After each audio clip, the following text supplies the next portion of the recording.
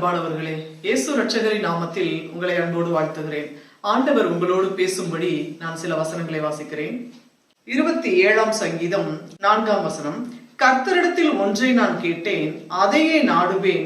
நான் கர்த்தருடைய மகிமையை பார்க்கும்படியாகவும் அவருடைய ஆலயத்தில் ஆராய்ச்சி செய்யும்படியாகவும் நான் என் ஜீவனுள்ள நாளெல்லாம் கர்த்தருடைய ஆலயத்தில் தங்கியிருப்பதையே நாடுவேன்.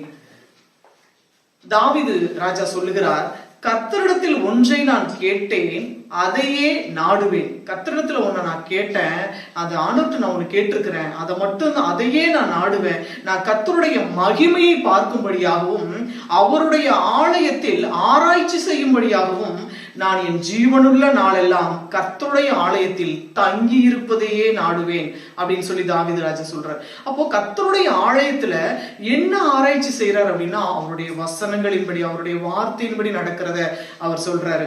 அடுத்த வசனம் சொல்லுது, தீங்கு நாளில் அவர் என்னை தம்முடைய கூடாரத்தில் மறைத்து என்னை தமது கூடார மறைவினிலே ஒளித்து வைத்து என்னை கண்மலையின் மேல் உயர்த்துவார். இப்பொழுது என் தலை என்னை சுற்றிலும் இருக்கிற என் சத்துருக்களுக்கு மேலாக உயர்த்தப்படும். அது நிமித்தம் அவருடைய கூடாரத்திலே நான் ஆனந்த பலிகளை இட்டு கர்த்தரை பாடி அவரை கீர்த்தனம் பண்ணுவேன்.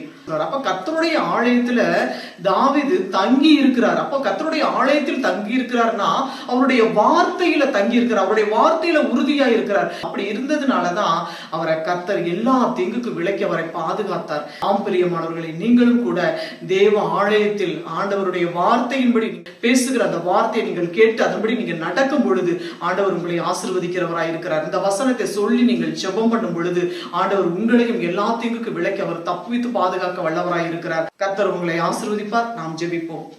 சர்வவல்லமையுள்ள எங்கள் அன்பின் பரலோக பிதாவே, இந்த நல்ல வேளைக்காய் நன்றி செலுத்துகிறோம் சாமி. ஆண்டவரே, தாவீது சொல்லுகிறார், கர்த்தரிடத்தில் ஒன்றை நான் கேட்டேன், அதையே நாடுவேன் என்று.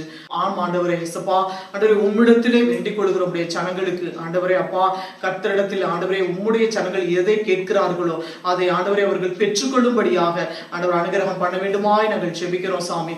உம்மிடத்தில் ஆண்டவரே உம்முடைய ஆலயத்தில் தங்கி இருக்கும் பொழுது உம்முடைய வார்த்தையின்படி ஆண்டவரே உம்முடைய வார்த்தையின்படி நடக்கும் பொழுது கர்த்தர் அவர்களுடைய தேவைகளை சந்திப்பதற்கு நீர் சர்வ வல்லமையுள்ள தேவனாய் இருக்கிறீர். ஆண்டவரே, ஆசீர்வதிங்க, பொறுப்பெடுங்க, வழி நடத்துங்க. இயேசு இரட்சகரின் நாமத்தில் ஜெபிக்கிறோம் பிதாவே.